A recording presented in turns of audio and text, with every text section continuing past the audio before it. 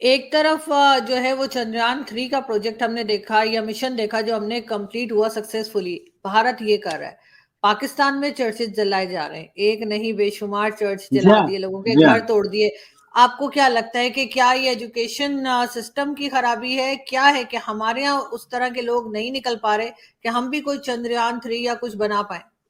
آپ کو یاد ہوگا کہ 1961 میں جب ڈاکٹر عبدالسلام نے پاکستان کا اسپارکو لانچ کیا تھا, space and upper atmosphere research organisation, تو پاکستان نے 9 مہینے کے اندر اپنا سیٹلائٹ لانچ کر لیا تھا.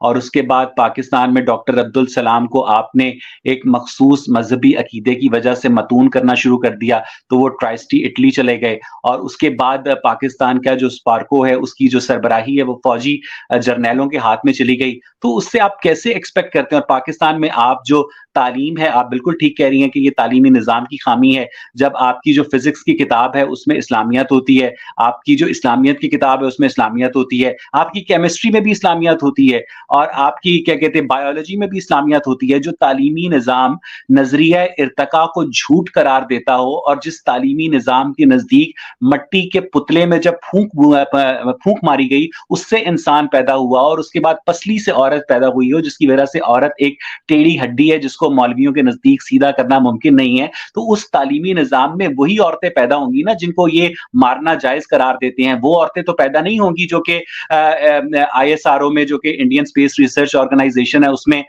خواتین سائنٹسٹ کے طور پر کام کرتی ہیں. اس لیے ہمارا جو تعلیمی نظام ہے وہی دولے شاہ کے چوہے پیدا کرتا ہے, اور اس میں کوئی کریٹیوٹی نہیں ہے. آپ یہاں پر بچوں کے نمبر دیکھیں ذرا, آپ کو پتا چلے گا کہ 1100 میں سے 1200 نمبر آ رہے ہیں, آپ کو پتا چلے گا کہ 450 میں سے 450 نمبر آ رہے ہیں. نمبروں کی ایک سیل لگی ہوئی ہے, لیکن وہ جو کریٹیوٹی ہے وہ نام کی نہیں ہے. آپ شیزان کی بوتلیں توڑ رہے ہیں پکڑ کے, آپ لوگوں کو ان کی ریلیجس عقائد کی وجہ سے متون کر رہے ہیں. آپ نے پاکستان کو رہنے کے قابل ہی نہیں چھوڑا.